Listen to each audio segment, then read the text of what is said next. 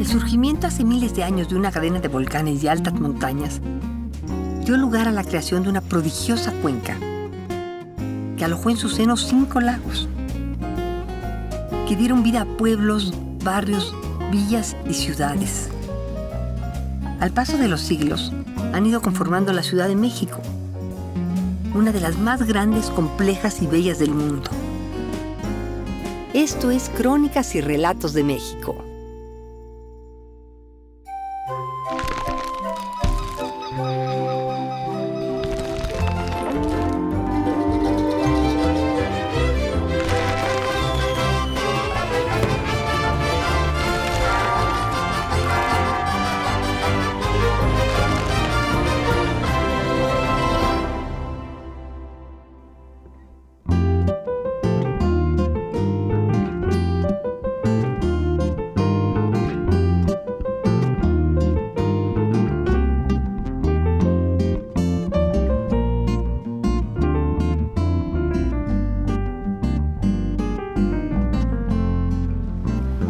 ¿Qué tal?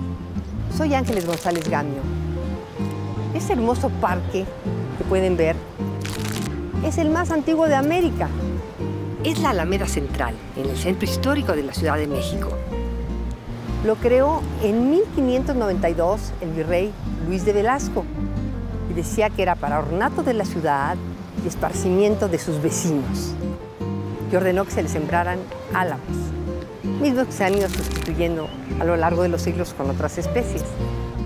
En ese entonces era de forma cuadrada y en el lado norte se encontraba el convento de Santa Isabel, que después se destruyó para que lo ocupara el lugar el Gran Palacio de Bellas Artes. En el lado poniente se levantó el convento y templo de San Diego y había ahí un quemadero de la Inquisición, de triste memoria. En el siglo XVIII se decidió ampliarlo, se acabó el quemadero y se extendió casi a lo doble la extensión de la Alameda y se volvió un parque rectangular con las dimensiones que ahora tiene. Muchas cosas han sucedido a lo largo de casi 500 años de vida. A los lados se levantaron importantes instituciones, entre otros la Plaza de la Santa Veracruz. Estaba el famoso convento de las Indias Cacicas Corpus Christi, el Tribunal de la Acordada y muchos otros. Los invito a que veamos algunos de los monumentos que se han levantado en la Alameda. Acompáñenme.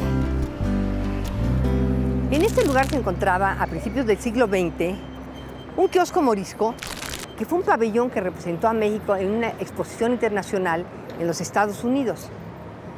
Al acercarse el año de 1910 en que se conmemoraba el centenario de la independencia de México, se decidió trasladarlo a la Alameda de la Colonia Santa María para erigir aquí este monumento en homenaje a nuestro gran benemérito, don Benito Juárez.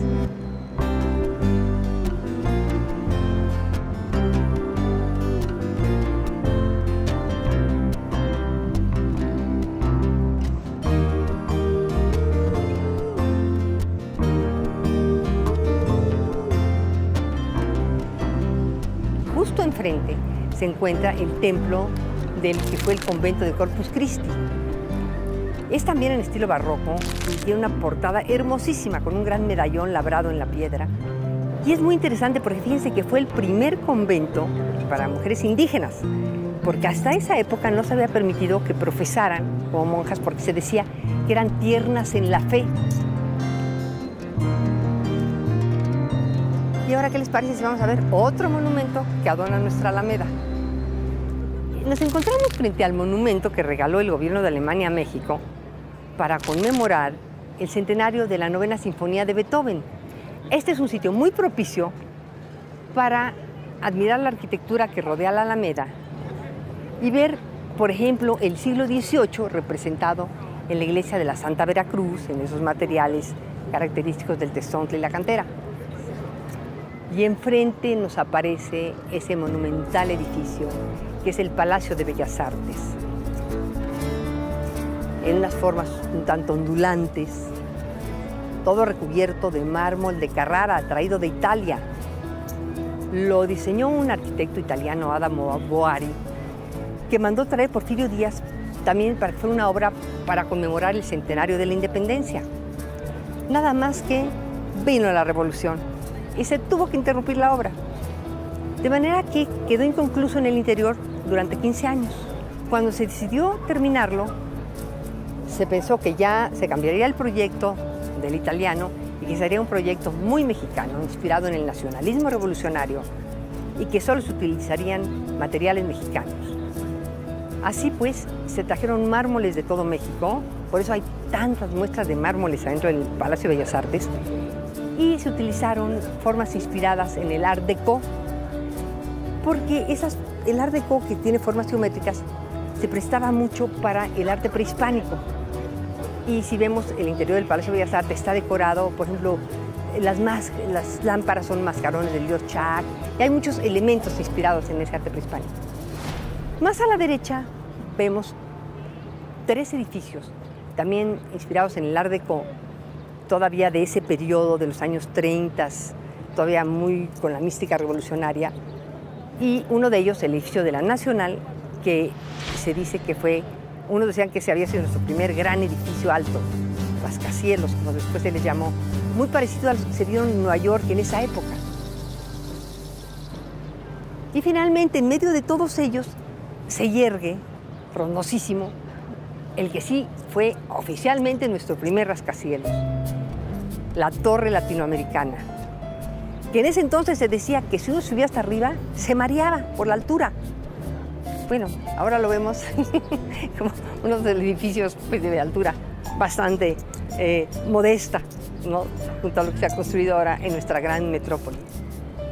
Y bueno, pues estas son algunas de las maravillas que podemos admirar alrededor de nuestra Alameda Central, el primer parque de América. Seguimos en Crónicas y Relatos de México. Continuamos.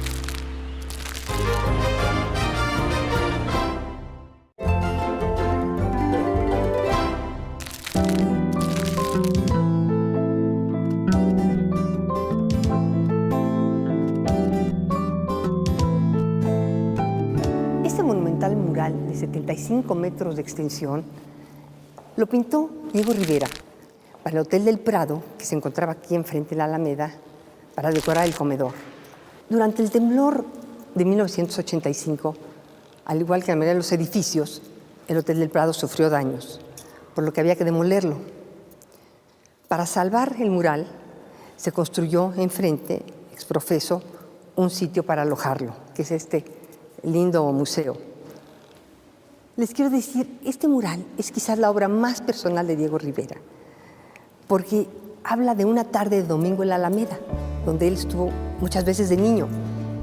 Y curiosamente se pinta a sí mismo, aparece él como un niño de 9 años, igualito a como era, pero en pequeño, de la mano de la Catrina, ese personaje de José Guadalupe Posada, a quien Posada había titulado La India Garbancera y Rivera bautizó como la Catrina, como la conocemos hasta la fecha.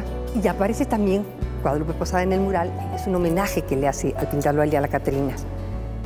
Y les voy a decir un dato muy interesante.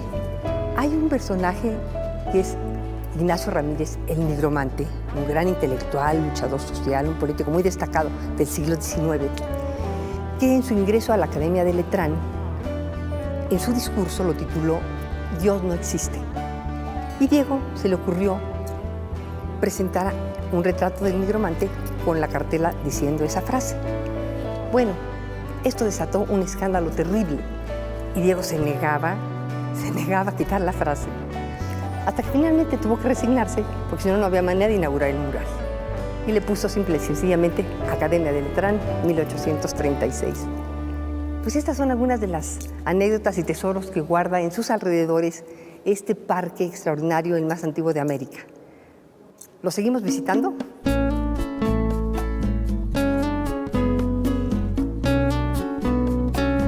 Seguimos en el centro histórico.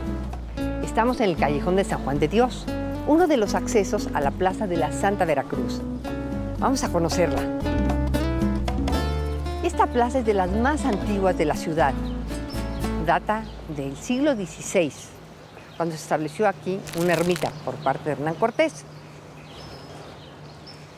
Se encuentra a la orilla de la que fue la calzada de Tlacopan. una de las más importantes desde la época prehispánica, ya que era una de las que unía a México Tenochtitlan con tierra firme. Esta calzada de parte se recuerda mucho en la historia porque por ahí salieron huyendo Hernán Cortés y sus huestes cuando sucedió lo que se conoce en la historia como la derrota de la Noche Triste. Esta gran calzada, que ahora lleva el nombre de Avenida Hidalgo, continúa prácticamente hasta el pueblo de Tacuba. Y aquí se fue formando esta gran plaza con el templo de la Santa Veracruz, que tuvo como origen la ermita. Enfrente se levantó un hermoso templo, el templo de San Juan de Dios, que pertenecía a un hospital que fundó la Orden de los Juaninos a principios del siglo XVII. Esta orden, su finalidad era proteger y cuidar a los más desamparados y pobres de la ciudad. Fue muy importante. Cierra la plaza una hermosa casa del siglo XIX, una casona, que alberga a otro importante museo, que es el Museo Nacional de la Estampa. Si les parece, vamos a comenzar visitando el Templo de la Santa Veracruz, el más antiguo de la plaza. ¿Vamos?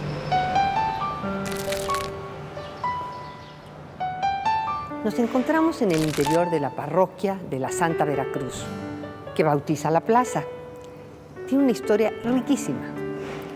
Ven ustedes que a unos pocos años de la conquista, Hernán Cortés funda aquí una ermita en donde se va a establecer una cofradía, que se llamó la Cofradía de la Santa Veracruz. Rápidamente a esta cofradía se afiliaron señores muy opulentos que querían estar cerca del conquistador. Su labor era fundamentalmente enterrar a los reos que habían sido ajusticiados, tales cristiana sepultura.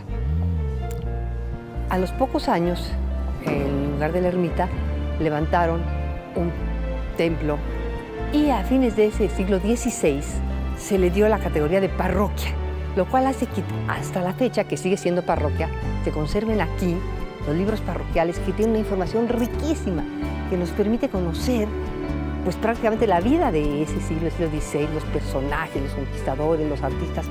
Este templo, que se construyó ya en el siglo XVIII, obedece al estilo barroco, es muy representativo de ese estilo. En la fachada podemos ver el yesontle, esa piedra vinada que les he comentado, muy liviana, decorada con la cantera chiluca, preciosamente tallada. La portada lateral es posterior y es un trabajo más fino, muy bello. En el interior realmente se conserva poco. La pieza principal podríamos decir que es el que se conoce como el Señor de los Siete Velos, que fue donado por Carlos V, el emperador Carlos V, a Hernán Cortés.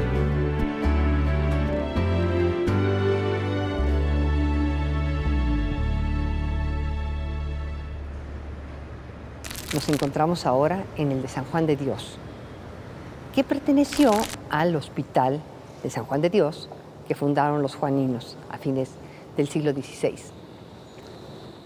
Este sitio, como la mayoría de los templos que tuvieron su origen desde el siglo XVI, XVII, tuvo que ser reconstruido. Y ya la nueva iglesia fue ya en el estilo barroco, que estaba de gran moda a mediados del siglo XVIII. Y el arquitecto que lo construyó hizo una obra muy original porque le hizo en la fachada una especie de nicho abocinado con estrías que le dan un gran movimiento y unas columnas ondulantes que se repiten en las columnitas de la torre. Y está decorada con esculturas, está en un gran estado de conservación. El interior pues perdió sus altares barrocos que tenía, muy bellos, se sustituyeron por neoclásicos, la moda que ya hemos platicado, de fines del XVIII, principios del XIX. En este templo, que como les digo, guarda mucha austeridad y sencillez, se venera, sin embargo, a una imagen que es, bueno, importantísima para las jóvenes casaderas. San Antonio de Padua, que se dice que es el patrono de las chicas que están buscando un novio. El 13 de junio, que es su fiesta, les quiero decir que toda la plaza se llena de chicas que vienen a solicitarle ese favor a San Antonio. Como podemos ver, su altar está lleno de listones, flores, muy venerado, muy venerado. Y ahora, si les parece, vamos a continuar para visitar el Museo Nacional de la Estampa.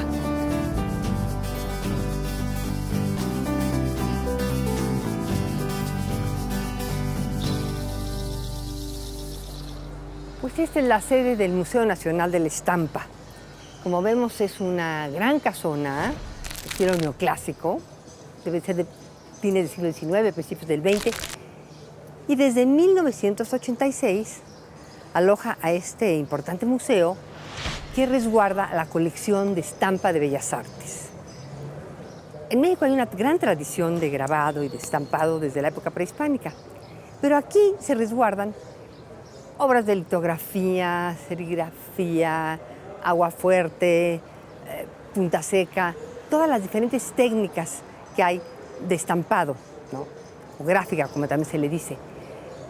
En esta colección hay obras de nuestros mejores artistas mexicanos. Entre otros, les voy a decir de quiénes, de los que constituyeron la Liga de Escritores y Artistas Revolucionarios. Esta asociación se constituyó en los años 30 del siglo XX, cuando había esta emoción revolucionaria, este nacionalismo revolucionario, esta emoción, ¿no?, por llevar el arte al pueblo, y les pareció que la gráfica era una manera, pues, económica y efectiva para poder difundir ideas revolucionarias. Y en ella participaron muchos de los artistas más destacados de la época, de mentalidad muy revolucionaria, como Silvestre Revueltas, como Pablo Higgins, como Leopoldo Méndez, en cuya casa se fundó esta liga. Este museo es un magnífico complemento cultural a la visita a esta Plaza de la Santa Veracruz, en donde continuamos la visita. Hay muchas cosas más que ver.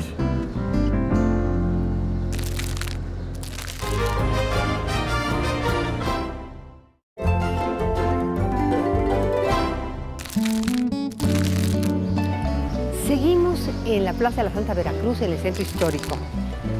Ahorita nos encontramos en el patio principal del Museo Franz Mayer. Ocupa el edificio que fue la sede del Hospital de San Juan de Dios, que fundaron, como ya dijimos, la Orden de los Juaninos, a principios del siglo XVII.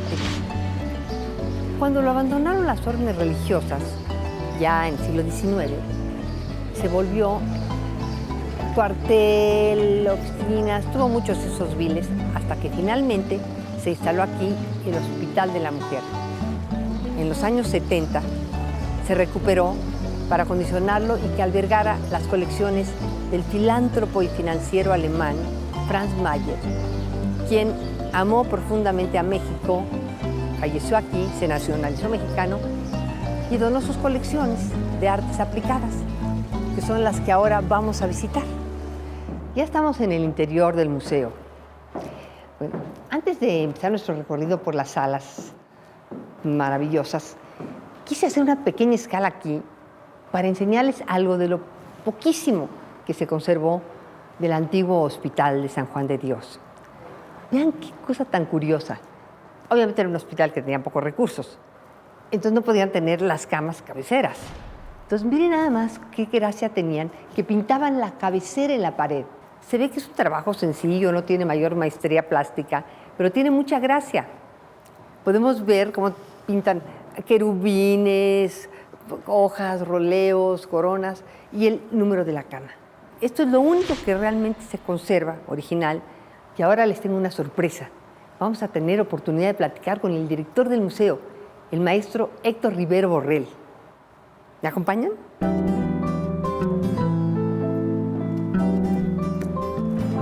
Héctor. Hola, Ángeles, ¿cómo estás? Bienvenida.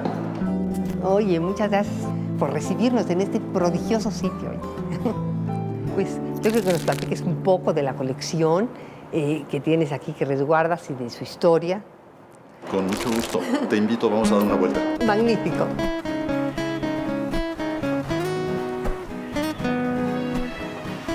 Quizá lo importante o el punto de partida es que este museo se debe a la bonomía, la filantropía de un gran hombre, digo, un alemán mexicano, que fue Franz Mayer. Decide que una colección de arte y de objetos de artes decorativas que reunió a lo largo de su vida, decide donarla al pueblo de México en una manera de agradecer al país que lo acogió. Franz Mayer muere en 1975. dejando un fideicomiso en el Banco de México. Y después el patronato empezó, se dio a la tarea, porque también un patronato que él designó de amigos suyos, gente de muchos campos, le toca a ese comité, a ese patronato, definir dónde y cómo. Pasaron varios años, se estudiaron muchas posibilidades, sí hacer un edificio nuevo, sí rescatar un antiguo. Y por qué no, si el gobierno es dueño de muchos edificios coloniales, ¿por qué no buscar un edificio colonial? Se vieron muchas opciones, no entro al detalle, pero finalmente estaba este. Y entonces el gobierno dijo, perfecto, hagamos una alianza entre el Fideicomiso Cultural Franz Mayer y el gobierno federal y rescatemos un inmueble y démosle vida. Fueron, como se pueden imaginar, muchos años de restauración. Todo esto para finalmente en 1986 abrir al público el museo y en un proyecto integral que contemplaba la iglesia de la Santa Cruz, la iglesia de San Juan de Dios, la plaza, el Museo de la Estampa y el Museo Franz Mayer. Era un proyecto muy redondo. Se empieza a dar a conocer la importancia de la colección Franz Mayer. Y como decías, yo creo que una de las características que tenemos es que continuamente estamos cambiando piezas. Me consta. Estamos rotando continuamente. También prestamos mucho a otros museos. ¿Cómo cuántas piezas tienen? ¿Cómo cuántas piezas? 11,000 piezas. ¡Qué barbaridad! 11,000 piezas donde hay muebles, tapices, textiles de todo tipo, cristal, piezas de herrería, cerámica. En fin, es impresionante lo que tenemos. Y por si fuera poco, hace unos años, ¿te acuerdas tú de una persona también muy admirable que fue la doctora Ruth Lechuga, que sin duda una de las grandes coleccionistas de arte popular, le heredó a Franz Mayer su colección, que son otras 11,000 piezas de arte popular. Entonces, de la noche a la mañana se nos duplicó el número de piezas que tenemos en el acervo y también con ello, yo diría, se nos duplicó la responsabilidad. Pero pronto una sección del museo, un área importante, digamos, hablando de metros cuadrados, va a estar aprovechada para tener la colección de Ruth Lechuga al alcance de investigadores, estudiosos y del público interesado en general. ¿Cómo no aprovechar la oportunidad de que el visitante del museo salga orgulloso de ese pasado que tenemos y no dejarlo en el pasado, sino también traerlo hasta nuestros días? Así es, por supuesto.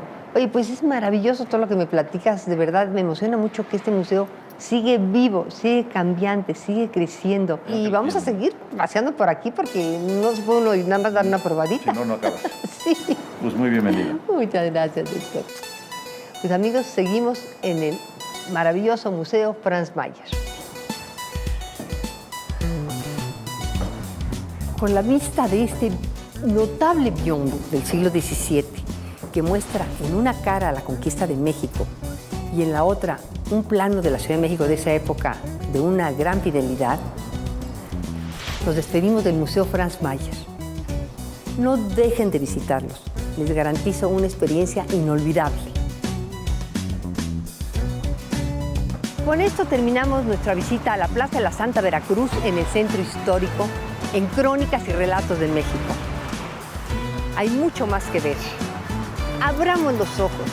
Estas son nuestras verdaderas riquezas.